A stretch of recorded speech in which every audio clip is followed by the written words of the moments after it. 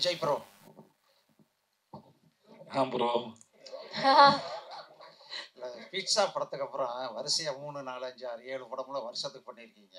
போன வருஷம் 3 படம், இந்த வருஷம் இப்போதான் அக்கௌண்ட்டே ஆரம்பிக்குது. இப்படி இருந்தா எப்படி வருஷத்துக்கு 3 படமாவது பண்ண வேணாமா? அதான் ப்ரோ, என்ன ப்ரோ பண்ணா ஏன் பண்ணுறேன்னு கேட்குறீங்க ப்ரோ. பண்ணனா ஏன் பண்ணலன்னு கேட்குறீங்க ப்ரோ. நான் என்ன பண்ணிட்டேன் ப்ரோ சொல்லுங்க ப்ரோ. கேட்க மாட்டாங்க ப்ரோ இதுக்கு முன்னாடி யோசிச்சு பாருங்க ப்ரோ, லிஸ்ட்லாம் எழுதி போட்டு நீங்கள் தான் எல்லாரும் சாட்சி இல்லை, எல்லாரும் சாட்சி. அதனால் வந்து அந்த பண்ணதுக்கு நான் காரணம் இல்லை, பண்ணாமல் போகிறதுக்கு நான் காரணம் இல்லை. ஏன்னா சில சமயம் சில படங்களை பண்ணியிருப்போம். இப்போ முன்னாடி சொன்ன பதில் தான் அது. என்னென்னா அந்த படங்கள் ரிலீஸ் வந்து நம்ம இப்போ நீங்கள் இந்த படம் ரிலீஸ் ஆகுதுன்னா இதை நானாக ஃபிக்ஸ் பண்ணுறேன் இல்லை, என் ப்ரொடக்ஷன் கம்பெனி தான் ஃபிக்ஸ் பண்ணுது. ஸோ சில படங்களை வந்து அவங்க நல்ல நாள் பார்க்குறது இல்லை தள்ளி போடுறதுக்கு அவங்களோட சாய்ஸ். அது அப்படி தேங்கி வரும்போது அது மொத்தமாக தெரிஞ்சிருக்கும், அப்படி தானே ஒழிய. மற்றபடி நான் வழக்கமாக என்னுடைய வேலைகளை செஞ்சுக்கிட்டு தான் இருக்கிறேன். ரிலீஸை வந்து ப்ரொடக்ஷன்ஸ் பிளான் பண்ணுறாங்க, அவ்வளோதான், வேறு ஒன்றும் இல்லை. Okay bro. இது வரைக்கும் எந்த ப்ரெஸ் மீட்லயும் எப்பவுமே கண்ணாடி போட்டு நாங்க பார்க்கவே இல்லை உங்களை. இந்த ப்ரெஸ் மீட்டுக்கு வந்து வர்றதுக்கு இல்ல இந்த ப்ரெஸ் மீட்டுக்கு வரும்போது நீங்க எங்க பாக்குறீங்கன்னே தெரியல. கண்ணாடி பாருங்க, என் கண்ணு நல்லா. ஒருவேளை மிஸ்கினுக்கு போட்டியா வந்துட்டு கிளாஸ் போடுறதுக்கு ஆரம்பிச்சிருக்கீங்க. ஏன்னா அவரோட ட்ரெயின் படத்துக்கு மிஸ்கின் சாருக்கு போட்டியா போடுறதும் டேரக்டர் தான் சார். அவனுக்கு கண்டிப்பா கண்ணாடி போட்டா மிஸ்கின் ஆக முடியாது சார். அதனால அவரோட வேலை செஞ்சிருக்கேன். மிஸ்கின் அவர்களுடைய மூளை எப்படி இயங்குன்னு எனக்கு நல்லா தெரியும் சார். எனக்கு வந்து இந்த நான் ஷோ பண்ணல சார், 8 மணி நேரம் 10 மணி நேரம் ஷோவில் நிற்கும் போது என் கண்ணு வந்து ட்ரை ஆகிடுச்சு சார். அப்புறம் வந்து அதனால் இது என்ன சொல்லுவாங்க, ஐயோ ஹைட்ராப் சார், அது என்ன பேர் சொல்லுவாங்கடா, லூப்ரிகன்ஸ் தேவைன்னு சொல்லுவாங்க. அதனால் அது போட வேண்டியதாக இருந்தது. இப்போயும் ப்ரெஸ்க்கு வரும்போது ரொம்ப நேரம் படுறதுனால சீக்கிரம் ட்ரை ஆகிடுது. அதனால தான் சார், வேறு மற்றபடி என் கண்ணு நல்லாவே இருக்குது சார். நல்லா இருக்குது சார். மிஸ்கின் சாருக்கு போட்டியாக எப்போ சார் டைரக்டர் ஆக போகிறீங்க? எந்த வருஷம் சார்? நான் போட்டி போடுறதா ஏன் சார் மிஸ்கின் சாரோட போட்டி போடணும்? நீங்கள் சொல்லுங்கள் சார். எனக்கு தான் தெரியுமே, அந்த மனுஷன் வீட்டுக்கு போங்க சார். அவர் புத்தகத்து மேலே தூங்குறாருல, படுக்கிற படுத்து தூங்குறான்னு தெரியுது. அவ்வளோ படிக்கிற ஒரு ஆள். நீங்கள் அவர்கிட்ட போய் எந்த விஷயம்னா கேளுங்க, யாரும் வேணா கேளுங்க. ரொம்ப ஆத்மார்த்தமாக சொல்லி கொடுக்குற ஒரு மனுஷன், மறைக்க தெரியாது அவருக்கு. ஸோ எனக்கு அவரோட சிந்தனையும் சரி, ரொம்ப சின்சியராக, ரொம்ப ஆழமாக, ரொம்ப நேர்மையாக படம் பண்ணக்கூடிய மனுஷன். நான் இதுக்கு அவரோட போட்டி போடுவேன்? ரசிகனாக இருந்துட்டு போயிடுறேனே. அவருக்கு ஒரு சகோதரனாக இருக்கேன், தம்பியாக இருக்கிறேன், என்னை கண்ணம்மான்னு செல்லமாக கூப்பிடுவாப்புல. ஸோ அப்படியே இருந்துட்டு போகிறேன். நான் இதுக்கு அவரோட போட்டி போடணும்? நாளைக்கு நான் படம் பண்ணாலும் அவர் என்னை வந்து ரசித்து கண்ணம்மான்னு என்னை முதல்ல பார்த்து கொண்டாடக்கூடிய மனுஷன். கடைசி வருஷம் ஒரு படத்தை பார்த்து அவருக்கு என்ன சார் இருக்குது, விசாரணை ஒரு படத்துக்கு அவர் ஏன் சார் சமுத்திரகனி சார் சொன்னார்ல, அவர் நிஜமாவே சினிமாவை அவ்வளோ உண்மையாக ரொம்ப நேர்மையாக நேசிக்கூடிய ஒரு மனுஷன். அவர் பேசுறது முன்ன பண்ண புரிஞ்சிக்கப்படலாம் மொழியே.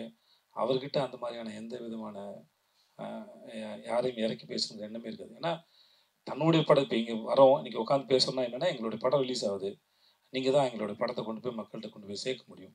கொண்டு போய் சேர்க்க வேண்டிய வேலை இருக்குது. நாங்கள் பேசணும். சம்மந்தமில்லாமல் வேற ஒருத்தர் படத்தை இங்கேருந்து போய் மணிகண்டன் போய் பார்த்து உட்காந்து சந்திச்சு அதை பேசி படம் பார்த்து ஒரு வீடியோ எடுத்து போட வேண்டிய அவசியம் அவருக்கு என்ன இருக்க போகுது? அற்புதமான மனிதன் நான் சந்திச்சதுல. எப்படி இருக்கீங்க? நல்லா இருக்கீங்களா? நல்லா இருக்கு சார். நீங்கள் பேசுகிறப்ப சொன்னீங்க படத்தை ரிலேட்டட் தான் கேள்வி. எனக்கு சில பேரை பார்த்தா வந்து ரொம்ப பிடிக்கும், சில பேரை பார்த்தா ஏன்னே தெரியாது, நல்லவங்கள கூட அவங்க இருக்கலாம், பிடிக்காது அப்படின்னீங்க. நிச்சயமாக நிஜத்தில் அதை சொல்ல மாட்டீங்க இங்கே யாரை பிடிக்காதுங்கிறத. ஆனால் படத்தில், இந்த படத்தில் உங்களுக்கு யாரை பிடிக்கல கேரக்டரா? இந்த படத்தில் உங்க கூட நடித்த கேரக்டரில் கேரக்டராக யாரை பிடிக்கல? எதுக்கு இது கதை சார்?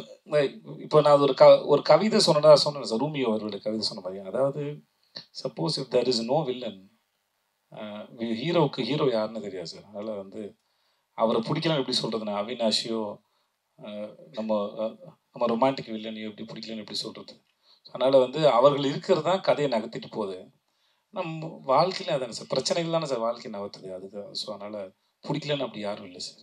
அது மாதிரி உங்கள் 2 பேருக்குமே டேரக்டருக்கும் உங்களுக்குமான கேள்வி இது சார். இந்த ஏசுங்கிறது சீட்டாட்டத்தில் ரொம்ப முக்கியத்துவம் வாய்ந்த காடு இதுதான். ஆனால் ஒன்றுமே இல்லாத காடு இதுதான். படத்தில் அந்த மாதிரி கேரக்டராக நீங்கள் எடுத்திருக்கீங்க. ஆமாம் சார், ஒன்றுமே இல்லை, அந்த ஒரு ஆள் முக்கியமான ஆளாக மாறான் சார். உங்களுடைய ஃபிட்னஸ் வந்து ரொம்ப இம்ப்ரூவ் ஆயிருக்கு. அவர் வந்து சொல்லும் போதும் சொன்னாரு ரொம்ப டிசிப்ளின்டா வந்து ஒர்க் அவுட் பண்ணீங்கன்னு. டிப்ஸ் ஷேர் பண்ணுவீங்களா ப்ளீஸ்? வெயிட் லாஸுக்கு, ஃபிட்னஸுக்கு என்னென்ன பண்ணீங்க அப்படிங்கிறத பற்றி கொஞ்சம் டீட்டெயிலாக சொல்லுங்களேன் சார். ஆக்சுவலாக ஒர்க் அவுட் பண்ணேன் சார். அப்புறம் ஆமாம் ஜிம் போனேன். ஆமாம் சார், யார் மேலே சார் சத்தியம் பண்ணணும்? இல்ல சார், நிறைய வெயிட் லாஸ் இருக்கு, அது பார்த்த உடனே தெரிஞ்சது சார். ஆமாம் சார், ஆனாலுமே எப்படின்னா சில சாப்பாடு எனக்கு ஒத்துக்கல. அதனால் வந்து அது வேணாம்னு சொல்லி தவிர்க்கிற முயற்சி பண்ணுவேன். ஒரு 70% ஜெயிச்சிருவேன் முயற்சியில், 30% தோற்று போகும்போது சாப்பிட்ருவேன் சார். இவ்வளோ தான் சார், வேறு ஒன்றும் இல்லை சார். என்ன டைம் பீரியட் ஆச்சு உங்களுக்கு இந்த வெயிட் லூஸ் பண்ணுறதுக்கு? எத்தனை கிலோஸ் லூஸ் பண்ணியிருக்கீங்க? ஏன்னா அதெல்லாம் செக் பண்ண மாட்டேன் சார், ஏன்னா செக் பண்ண டிப்ரெஸ் பண்ணும் சார். அதனால் அது சார், ஏன்னா பார்க்கறதுக்கு நமக்கு கேரி பண்ண முடியுதான்னு பார்க்குறதோட சரி சார். மற்றபடி நடுவில் திரும்பி இன்க்ரீஸ் ஆச்சு, குறைஞ்சிது, தெரியல, ஸ்டேபிளாலாம் எனக்கு இருந்ததில்லை. இப்போ தான் வந்து சில விஷயம் ஏதோ புரியுது. அதாவது என்னென்னா நம்மளா தெரிஞ்சுக்கிறதுன்னு ஒன்று இருக்குது, பட் சயின்ஸ் என்ன சொல்லுதுன்னு இருக்குது. ஸோ சயின்ஸ் என்ன சொல்லுதுன்னு கேட்டு தெரிஞ்சுக்கிட்டு சில விஷயங்களை பண்ணுறேன், அவ்வளோதான். அதாவது சயின்ஸ் என்ன சொல்லுதுன்னா முதல்ல வந்து இதெல்லாம் தவிர்க்கலாம், பண்ணலாம் அப்படின்னு இருந்தது. அப்படி இல்லை, ஒரு ஒரு உடம்பும் ஒரு ஒரு தனி உடம்பு தான். அதனால் அதுக்கு என்ன தேவையோ அதை தான் எடுத்துக்கணும் அப்படின்னு சொல்லும்போது அது கொஞ்சம் ட்ரை பண்ணி பார்க்குறேன் சார். ஸோ வேறு ஒன்றும் இல்லை சார். யார்? நாகராஜா? இந்த மாதிரி நான் கேள்வி ஒன்றால் மட்டும் தான்டா கேட்க முடியும். இல்லைடா, அது ஆக்சுவலாக அந்த சீனில் அது வச்சோன்னே என்ன மாதிரியா இருக்குன்னு கேட்டோன்னே அது யோகி பாபு சார் கொடுத்த கமெண்ட். அவரையும் சொன்னார், சிவாவையும் சொன்னார், இன்னொரு ஹீரோவையும் சேர்த்து சொன்னார். அது படத்தில் இருக்குன்னு இருக்கா அப்படி சொன்னார். இல்லை இவர் மாதிரி இல்லை, அவர் மாதிரி இருக்குன்னு சொன்னாப்புல சார். 3 பேர் சொன்னாரா? 3 பேர் சொன்னார். அவர் ஒரு டைமிங் தான், அது வேறு ஒன்றும் இல்லை. ஓகே தானா சார்? வேறு ஏதாவது கேள்வி இருக்காங்க சார்? சார் எதிர்பார்க்குறாரு அவர். சார் ஒரு நிமிஷம் இருங்களா ஐயா, நாகராஜ் கேள்வி கேட்டிருக்கான்.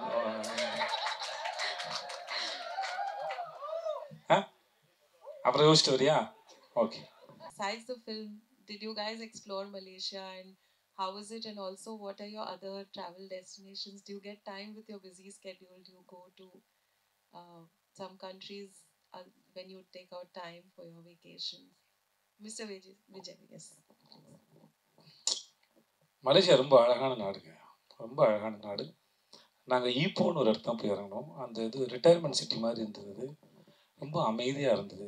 ஒரு நாள் வந்து என்னடா ஊரே இவ்வளோ அமைதியாக இருக்குது, இந்த ஹெட் மாஸ்டர் கிளாஸ்க்குள்ள வந்தா இருக்கும் அந்த மாதிரி அமைதியாக இருந்தது ஊரே. ஆனால் போக ரொம்ப பிடிக்க ஆரம்பிச்சு. அதுவும் அந்த ஊர் ஈப்போவும் சரி, தைப்பிங் போனோம் நாங்கள். அந்த ஊரும் சரி ரொம்ப பிடிக்க ஆரம்பிச்சிச்சு. அப்போ ஆமாம், கொலாசை பார்த்தாவா? ஓகே. அந்த ஊர் ரொம்ப பிடிச்சிருந்தது. அண்ட் மக்கள்லாம் ரொம்ப அன்பாக இருந்தாங்க. அப்புறம் நம்ம மனிதர்கள், நம்ம மொழி பேசக்கூடிய நம்முடைய மக்களை நிறைய பேர் பார்க்கும்போது இன்னும் வந்து ஒரு வெளிநாட்டில் இருக்க ஒரு ஃபீலே இருக்காது ஆல்மோஸ்ட். அது அவ்வளோ பிடிச்சிருந்தது. அப்புறம் சைனீஸ் ஒரு மார்க்கெட்லாம் போனோம். நாங்கள் நிறைய ரோட்லலாம் ஷூட் பண்ணியிருக்கோம். யாரும் எதுவும் எந்த போஸ்டும் பண்ணதில்லை, யாரும் தொந்தரவு நினச்சதில்லை. அந்த கோலசை பத்தா அப்படிங்கிற இதுலேருந்து அவங்க அது ஒரு சின்ன கிராமம் மாதிரி, மீனவர்களோட கிராமம் மாதிரி. அங்கே சைனீஸ் அவ்வளோ பேர் இருக்கிறாங்க. ஆனால் வெரி கோஆப்ரேட்டிவ், ரொம்ப அன்பான மக்களாக இருந்தாங்க. இந்த படத்துக்கு நாங்கள் அப்புறம் கேலில் கொஞ்சம் ஷூட் பண்ணோம். பட் ஆனால் எனக்கு இந்த ஈப்போலையும் தைப்பேங்லையும் ஷூட் பண்ணது ரொம்ப பிடிச்சது. கேல் பிடிச்சிருந்தது, பட் இது ரெண்டும் ரொம்ப பிடிச்சிருந்தது எனக்கு. ஸோ மற்றபடி நான் ஜென்ரலாக அவ்வளோவா ட்ராவல் பண்ணக்கூடிய ஆள் இல்லை. ஏன்னா ஷூட்டிங் போகிறது அது ஒரு தனி அனுபவம். இப்போ நீங்கள் வேறு எங்கேயாவது ஒரு இடத்துக்கு போனீங்கன்னா கூட அங்கே போயிட்டு ஒரு 1 மணி நேரம் 2 மணி நேரம் இருந்துட்டு நீங்கள் வந்துடுவீங்க. நாங்கள் அப்படி இல்லை. ஒரு இடத்துக்கு போகிறோம். இப்போ நான் வாகமனில் ஷூட் பண்ணிட்டுருக்கேன். உள்ளே ஒரு ஃபாரஸ்ட்குள்ளே ஷூட்டு, வெப் சீரிஸ்க்கு. நாங்கள் க்ரூ மெம்பரோட எல்லாரோடையும் போய் இங்கே உட்காந்து ஒரு 4 டேஸ் இருக்கிற ஒரு இடத்துல ஒரு 4 நாள் இருந்து தங்கி அந்த இடத்த அனுபவிக்கிற சுகம் இருக்கு இல்லையா, அது எங்களுக்கு ரொம்ப நிறையாவே கிடைக்குது. நான் ஒரு லொக்கேஷன் போகும்போதும் அதை விட்டுட்டு வரும்போது அது எந்த ஊரோ எந்த மொழி பேசுகிறதோ இல்லை எந்த நாடோ எதுவானா இருக்கட்டும், ஆனால் அந்த இடத்துல கொஞ்ச நாள் எடுத்துகிட்டு போகும்போது எனக்கு அது மிஸ் பண்ணுற ஃபீல் கண்டிப்பாக இருக்கும். அது ஸோ எங்களுக்கு ஜென்ரலாக ட்ராவல் பண்ணுற கூட ஷூட்டிங் போகிற எங்களுக்கு வந்து அந்த அனுபவம் ரொம்பவே நல்லா இருக்கும்னு நான் நம்புகிறேன். விஜய் சார், நீங்கள் இந்த வர்ணம் படத்தை பற்றி பேசுனீங்க, அவர் ஹெல்ப் பண்ணாருன்னு. அது வந்து எப்போமோ வந்த படம், நடுவில் கொஞ்சம் பக்கத்துக்கு காணும் சொன்னீங்க, நன்றி இதை பற்றி சொன்னீங்க. அதே மாதிரி நீங்கள் நிறைய பேருக்கு, தயாரிப்பாளருக்கு, நடிகர்களுக்கு, கேமராமேனுக்கு எல்லாம் நிறைய வாய்ப்பு கொடுத்துப்பீங்க. அவங்களாம் நன்றியோடு இருப்பாங்களா? அவங்க அப்படி இல்லாமல் இருக்கும்போது உங்கள் மனநிலை எப்படி இருக்கும்? ரொம்ப நாள் முன்னாடி ஒரு இன்டர்வியூவில் எனக்கு கேள்வி கேட்டாங்க, மற்றவங்க நம்மளை யூஸ் பண்ணிக்கும்போது நீங்கள் என்ன நினைக்கிறீன்னு கேட்டாங்க. சரியாக தெரிஞ்சால் நல்லா யூஸ் பண்ண முடியும் என்ன அப்படின்னு சொல்லியிருந்தேன். அதே போல் தான் இது. மற்றபடி சார் இப்போ யாருக்காவது எதையாவது இப்போ இவர் எனக்கு ஒரு உதவி பண்ணாருன்னு வச்சுக்கோங்களேன், இவன் நாளைக்கு வந்துடுவான், இவனை வச்சு படம் பண்ணணும்னு நினச்சி பண்ணுறதில்ல. அந்த அந்த நேரத்தில் தன்னுடைய தொழிலுக்கு சரின்னு எதையோ அதை அவர் செஞ்சார் ஒழிய இந்த இவனுக்கு வாய்ப்பு தரணுங்கிறதுக்கு அவர் அது பண்ணல. ஆனால் அந்த பலனை அடைஞ்சவன் நான், என்கிட்ட நன்றி விசுவாசம் இருக்குது. நான் அதை திருப்பி செலுத்துவதற்கு காலம் எனக்கு ஒரு சந்தர்ப்பம் வழங்குது. அதுவும் நான் சும்மா ஓகே எது வேணால் பண்ணலாம் ஆறுமுகத்தோடுன்னு பண்ணல. என் தொழிலுக்கு சரின்னு பண்ணுற இந்த கதை நல்லா இருக்குது, இது சரியாக பண்ணுவான்னு நினச்சி. ஸோ அந்த காலம் அந்த அந்த தொழிலுக்கான நியாயங்கிற தராசில் வச்சு தான் அது 2 பேரும் ஒருத்தருக்கு ஒருத்தர் பரிமாறிக்கிட்டோமே ஒழிய இது கிடையாது. ஸோ பட் ஆனால் எனக்கு அன்னைக்கு தேதிக்கு அந்த வேலை எவ்வளோ பெரிய வேலை செஞ்சதுன்னு இருக்குல்ல, இவர் செஞ்ச, ஏன்னா அது வந்து எப்படின்னா யாருடைய பார்வையாவது நம்ம மேலே வெளுத்துறாதா அப்படிங்கிற ஒரு ஏக்கத்தோடையே அது தெரிகிற ஒரு காலகட்டம் தான். ஓகே, அந்த மாதிரி ஒரு சந்தர்ப்பத்தில் காலம் சரியாக கணிஞ்சு வரும்போது ஒருத்தர் வந்து உங்களுக்கு வந்து ஓகே நீங்கள் இங்கே இருந்துருந்தீங்க, ஓகே இதுக்கப்புறம் இந்த சீட்டுக்கு நான் வந்து போங்க அப்படின்னு சொல்கிறாங்க.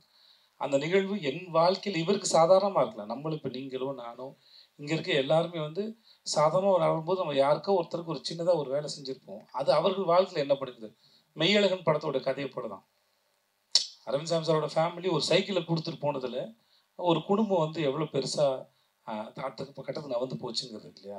அவங்க கொடுக்கும்போது இந்த வச்சு சைக்கிளை வச்சு வாழ்க்கையில் முன்னேறுப்பா அப்படின்னு கொடுக்கல. பட் அந்த சைக்கிளை வச்சுட்டு அந்த குடும்பம் எப்படி முன்னேறினாங்கிறது அவங்களுடைய தனிப்பட்ட உழைப்பு தான் காரணம். அதே போல தான் பெறுகிற உதவியோ இல்லை இந்த மாதிரி செயல்னால கிடைக்கிறத வச்சு நம்ம எப்படி வரோங்கிறது தான் இருக்குது. பட் இருந்தாலும் ஸ்டில் எனக்கு இன்னமும் அது இருக்குது, அது உள்ளே இருக்குது. அது இன்னமும் என்னை வந்து அதான் சொன்னாங்க உயிர்ப்போடு இருக்க வைக்குது அது. ஸோ அதுக்கு என்றைக்குமே நன்றி கடன் பட்டிருக்குன்னு சொல்லுவேன். என்ன வேணால் நடக்கலாம், எனக்கு அவருக்கு சண்டைகள் வரலாம், மிஸ் அண்டர்ஸ்டாண்டிங் வரலாம், அது வேற ஒரு சம்பத்தினால் நிகழ்வது. நான் துபாயில் வேலை போது என்னோட பாஸ் வந்து சொன்னார், உனக்கும் இன்னொருத்தருக்கும் சண்டை வருதுன்னா அது 2 உடம்புக்கான சண்டை இல்லை, ஒரு விஷயத்தை பற்றின சண்டை ஒழிய அது தனி மனுஷனுக்கானது இல்லை அப்படின்னு சொல்லுவோம். அது எனக்கு ரொம்ப முக்கியமான பாடமாக நான் நினைக்கிறேன். அந்த மாதிரி மிஸ் அண்டர்ஸ்டாண்டிங் வரலாம், சண்டை என்ன வரலாம். பட் ஆனால் அவரால் நான் பெற்ற பலன், என் வாழ்க்கை நடந்த மாற்றங்கள் வந்து யாரும் மாற்ற முடியாது. ஒருவேளை இதெல்லாம் கடவுள் தான் பிளான் பண்ணி செய்கிறாருன்னா அந்த கடவுள் எனக்கு பிளான் பண்ணி அனுப்பின ஒரு ஆளாக அவர் பார்க்குறேன். ஓகே இந்த வேலையை அவர் செய்யுங்கன்னு சொல்கிறாங்க. ஸோ அப்படி தான் பார்க்குறேன் சார். நன்றி சார். உங்களுக்கு தான் கேள்வி.